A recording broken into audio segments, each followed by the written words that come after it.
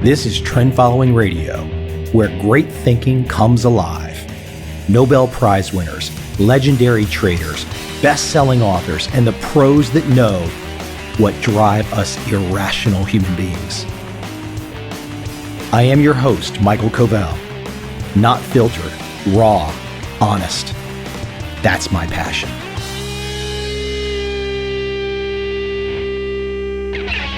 Come on, when you hear that song, tell me that you don't wish that you could be Quentin Tarantino and plug songs into movies that are forever imprinted on our brain.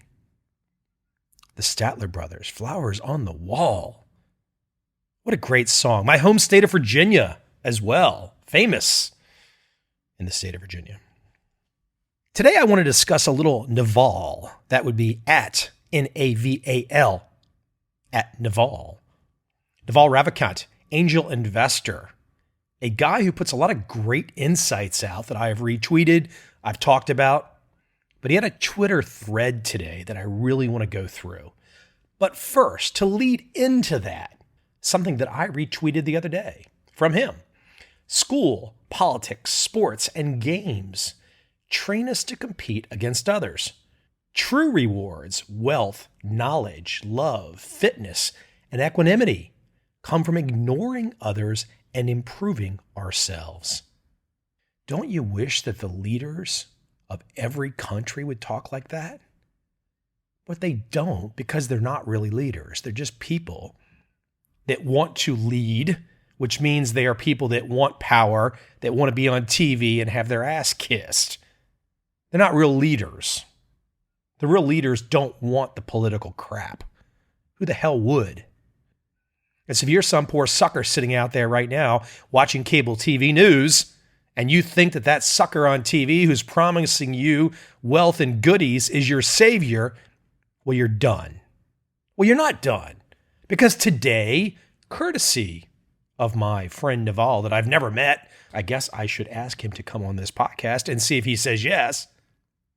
But for my distant friend Naval, I want to read something for all of you out there that are sitting around waiting for the tube, waiting for some idiot politician on the tube to solve your life. With outrage every day, just so crazy, things are so wild, you can't get by in your life. Oh, come on, fucking shut the fuck up, you Yes, I've clearly gone off on a tangent for the moment, but I'm coming right back right now. To my distant friend, my hopefully new friend, Naval, he tweets, and this is yesterday, how to get rich without getting lucky. Now you hear that about 50% of the population has already tuned out because they think anybody that got rich is only lucky. They're mindless. I don't know if I'm going to persuade any of them. I just find this personally interesting. It reinforces my life beliefs. If you get something out of it, hey, more power to you. As Naval starts to unfold this tweet storm, his second one, seek wealth, not money or status. Wealth is having assets that earn while you sleep. Money is how we transfer time and wealth. Status is your place in the social hierarchy. Yeah. Oh, you mean you actually have got to do something in your life. You can't just be a turd. You can't just be a troll. You've actually got to create something to get respect. Oh, you didn't know that? Oh, you're part of that 50% that shouldn't really be listening. Tune out now. Let me slow down some because I will never get his thread read if I comment too much on everything. Back to Naval. Understand that ethical wealth creation is possible. If you secretly despise wealth, it will elude you. Now, I'm not going to go into any long song and dance there. Go read Atlas Shrugged by Ayn Rand. If you secretly despise wealth, it will elude you. I would estimate that at least 50% of the population, any population, despises wealth. Whatever psychosomatic, idiotic nonsense that's dribbling around in their brain, I don't know. I can't help them. By the way, I'm not really trying to help them. Again, this just hits me. Ignore people playing status games. They gain status by attacking people playing wealth creation games. Status games. What's a good example of that? Oh, the politicians again. That's all status. What do? They spend all of their waking time attacking people that are creating wealth creation games. Why do they do this? Because they're jealous. You want a longer explanation? They're envious. There you go. That's it.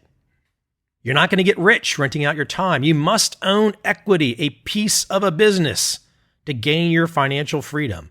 Oh, hold on. You went to college for 4 years because you wanted a perfect resume to get the perfect job?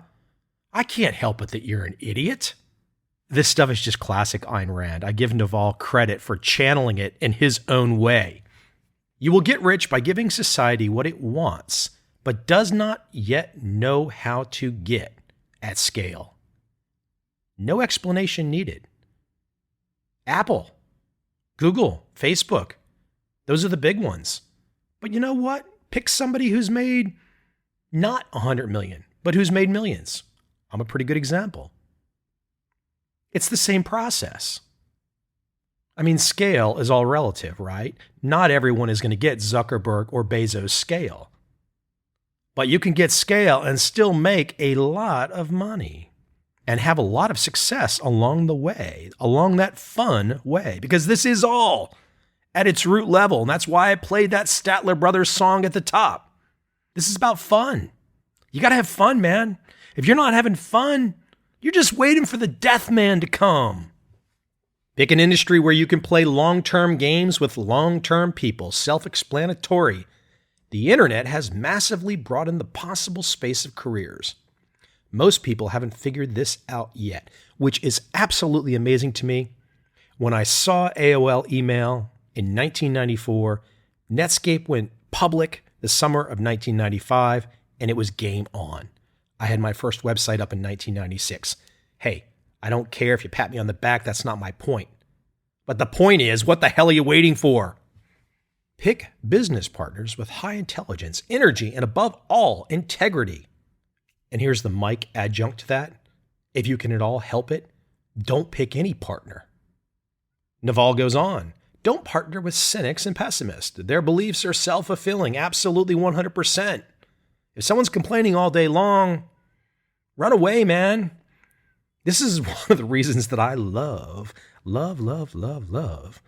being in yoga classes where I'm typically the only guy surrounded by, 30 women. Now you might say that can be maybe not the greatest thing in the world. Yes, it could be. I can imagine yoga classes around this world where it's not fun. But I'm not in that situation. I'm in a fun situation. And I don't say that in any kind of untoward way. I'm just saying if you're around interesting people that are fun people to be around, they keep you going in the straight and narrow, even if they have nothing to do with your business life. You want good people around you, period. And something that's interior, competitive, like yoga, supported by friends and teachers. What a fabulous way to keep you on the straight line. Learn to sell, learn to build. If you can do both, you will be unstoppable. 100% spot on. I love the fact that he says it so briefly. Learn to sell, learn to build. If you can do both, you'll be unstoppable. Don't go to college. Just fuck college. Take that sentence and you're set. Arm yourself with specific knowledge, accountability, and leverage. Specific knowledge is knowledge that you cannot be trained for. If society can train you, it can train someone else and replace you. Oh, that's so fucking good, right? That's so good. So spot on. If you're in the diploma mill right now, or you spent time in the diploma mill 10 years ago, and you still don't know what to do with yourself, and you're just waiting for the next LinkedIn job offer to arrive, okay, I guess that's a direction. But let me remind you of something. You're going to die. Do you want to die with that on the resume? That life direction on the resume? No, you don't. So stop being a you-know-what and strap it on. Specific knowledge is found by pursuing your genuine curiosity and passion rather than whatever is hot right now. This is me adding to that. If you are following what is, quote, hot right now, you've lost. It's over. You have no clue. Building specific knowledge will feel like play to you, but will look like work to others. That's also brilliant. And I just look at my own life and I say, everything that I did to try and figure out the content directions that I went, starting with trend following, was just play. Absolutely 100% play. I just wanted to figure out the puzzle. And by the way, go find Ed Secoda's second appearance on this show and listen to Ed talk about puzzles. Ed Secoda, for those of you that don't know, one of the great traders of our lifetime. But go listen to Ed talk about puzzles, because that's what this is all about. Just finding a playful puzzle to work through. I look at my second career that's running in parallel with my first career, this podcast host. January of 2012, I had a fund manager tell me what a dumb idea this was. It would never work. Nobody would care. I don't know, maybe he's right. Maybe no one cares in the scale that he cares about. But have I made my dent? Have I scratched my itch? Have I gone down a playful path that I frankly had no clue what direction it was going in? To remind people, this thing started off as a trading podcast. Dan Ariely, the Duke professor of behavioral finance, he was the one that started me going down the path of finding other guests outside of trading. Once I had Dan on and I got Vernon Smith on, who has won the Nobel Prize in Econ, I talked Daniel Kahneman to come on. Once Kahneman came on, I started asking everybody. And that's what I do to this day. Years and years later, I just ask whoever I think is interesting. Let me stop my tangent for a second, jump right back to Mr. Naval. When specific knowledge is taught, it's through apprenticeships, not schools. He's so spot on. Specific knowledge is often highly technical or creative. It cannot be outsourced or automated. I know people that tell me they want to hire people to write for them. It does not work that way. You might be able to create some writing that serves a marketing purpose that fools people. But if you don't figure out a way to get what's in your brain to either audio or the printed page, it's got to come from you. If it doesn't come from you, it's fake. Everyone will know it's fake. One of my favorite compliments is my mother reading one of my trading books saying to me, "Michael, this sounds just like you." That's what you want. You want to get whatever is in your mind out so others can digest it. Now, what is in your mind might not feel organized. It might not feel linear. Okay, fine. So what? Start, learn, trial, error. You're not going to make it right out of the gate look perfect. But if you don't start chipping away and sculpting that writing, sculpting your talking voice, sculpting your ability to present your ideas to the rest of the world, hey man, you're right back to working for the man. That's not the point of Naval's thread. Embrace accountability and take business risks under your own name. Society will reward you with responsibility, equity, and leverage. I hope no one is expecting me to disagree with these things. It's just very succinct, very wise. Right back to the 1700s, Scots, the Enlightenment, to Ayn Rand, you name it. He's digging right in. Now, this one's a little controversial, but he's really spot on with this too. The most accountable people have singular, public, and risky brands. Oprah, Trump, Kanye, Elon. Yeah, you go digest that one. I'm not going to read every one of these. It's a long thread. You can easily find it. But I'm going to keep rolling through these because they are absolutely just what should be taught in college. Code and media are permissionless leverage. They're the leverage behind the newly rich. You can create software and media that works for you while you sleep. Making money while you sleep. Yeah, I know what that's about. I like that a lot. I've been living that for a long time. You might not have had a chance to feel what that feels like, but you want to. You really want to. Everyone at some stage of the game has thought about having their own business. It goes back to the lemonade stand. Why did you start the lemonade stand when you were a kid? Because it looked like an idea that you could do. I can make lemonade. I can sell it. People are going to give me money. Boom. You're then imprinted with the feeling of entrepreneurship. Now, of course, the lemonade stand gets seduced away to the college path, which, of course, I went down. I'm not necessarily proud of that, frankly. I spent 6 years in undergrad, in grad school. I'm not really sure what I was doing there, but I was there. In hindsight, it was the opportunity cost lost for me. I could have been doing something else. An army of robots is freely available. It's just packed in data centers for heat and space efficiency. Use it. Back to the internet point. If you don't have your life or your kids' lives or your friends' lives tied to using the internet to reach the world, to sell them something, to build something and sell it to them. Again, the life extension stuff is not figured out yet. You've only got limited time. What do you want your Facebook or your obituary to look like? You worked for the man for 20, 30, 40 years and then you croaked? That's what you want? No, that's not what you want. Well, you might be saying, Mike, you're talking for me. You don't know what I want. This is what I want. Not really. That's bullshit. Deep down, you don't want that. You can rationalize it. You can justify it. You can make excuses. You could tune me out. You control the shit out of me. You could do anything you want. But the truth is the truth. And that's why I'm reading Naval's thread right now, because he is spot on with the truth. If you can't code, write books and blogs, record videos and podcasts. A very concrete thought there.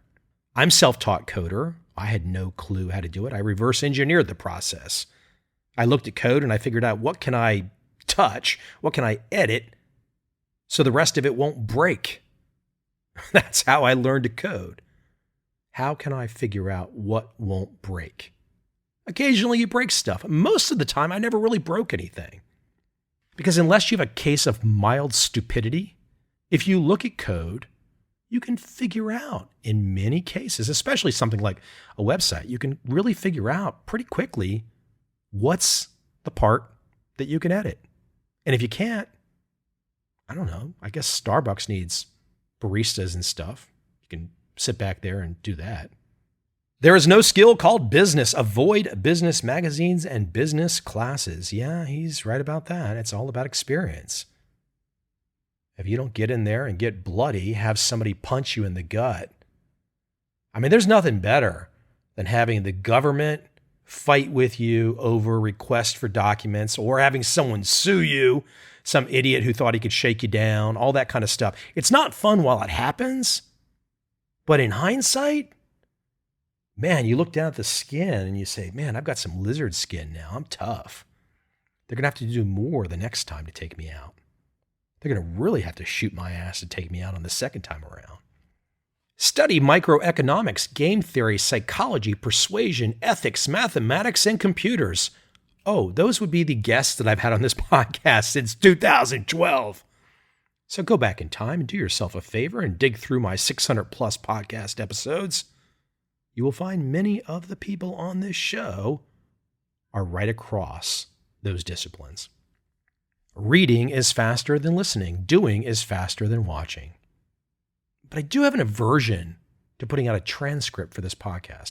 I'm not sure why, but I think it's because writing doesn't get the tone. It just doesn't get the tone. And tone is very important to a lot of people. Become the best in the world at what you do. Keep redefining what you do until this is true. Become the best in the world at what you do. That might sound lofty. You can't get there. But it's the way that I feel. I feel I'm the best in the world at what I do. Now, maybe I'm the only person that does this, what I do exactly. But so what? It's the feeling that I'm working hard, I'm making something happen, I'm laying it all out there, taking the slings and arrows, putting the sweat in, getting dirty, getting roughed up, punched in the face occasionally. That's the only way you can become the best in the world at what you do. There are no get-rich-quick schemes. There's just someone else getting rich off you. Every piece of financial information, beyond something like just price data, is an attempt to get rich off you. And what I mean by that is the Bloomberg, the CNBC, the BBC, the CNN, etc. Anything they give you that's related to, quote, making money, Yahoo and Google Finance as well, anything they give you about so-called making money, come on, give me a break. Deep down, you know what it is. But you're allowing yourself to be seduced just like you do when you buy the damn lottery ticket. It's the same shit, just different day, different packaging, different marketing. It's all lottery tickets. And lottery tickets reinforces the beginning of this thread, how to get rich without being lucky. Too many people just think they're going to get lucky. Don't have to do anything. It's going to come rolling in, whatever that rolling in is. They just imagine luck. It will happen to them. I remember quite clearly doing my documentary film years back, and I was at the lottery office in Richmond, Virginia, doing man-in-the-street interviews, and some young guy told me on camera he played the lottery because that was his way to retirement. He wasn't thinking about anything concrete, but he really thought that the lottery was his way. He was a nice guy, completely lost, no clue, but he thought the lottery was going to be his path. And I would hazard a guess that the lottery as a path is the path for the vast majority of people. Again, that's what I said at the top here. 50% of any population is probably going to just listen to some of the things that I'm talking about, listen to the points that I'm reading from Naval, and say, forget that. Those are just rich guys justifying how they got rich.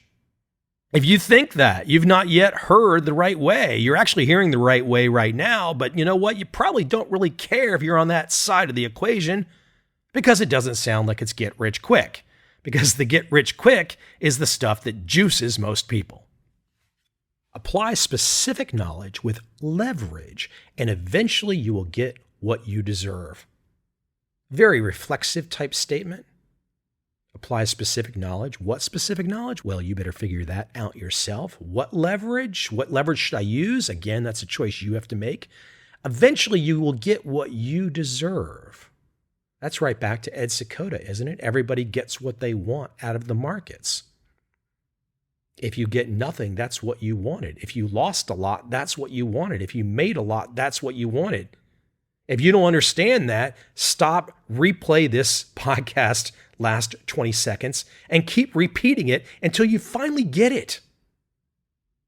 Last but not least, from Naval, when you're finally wealthy, you'll realize that it wasn't what you were seeking in the first place. But that's for another day. Very philosophical on that one. I can't argue with his direction. Because there's no doubt as you age, as you gather more experience, yes, the wealth is nice. Yes, it's nice to have creature comforts. But the big picture, what you really want, is the creation. Because you're leaving a legacy. That's what you really want. Everyone wants that. Everyone wants to leave something where they're remembered. If you're here right now and you're not working at leaving something to be remembered by, okay, I'm not going to beat you up about that. But why? You've got the time. You have the time right now to do something big. You have the time to go make something happen. So why don't you reach down right now and start? This is no team sport. There's no friends to quote back you. There's no hand holding. There's none of that shit. This is you looking in the mirror and saying, I'm going to do it. I'm starting now. Boom. This is you looking in the mirror and saying, I'm going to go kick some royal ass right now.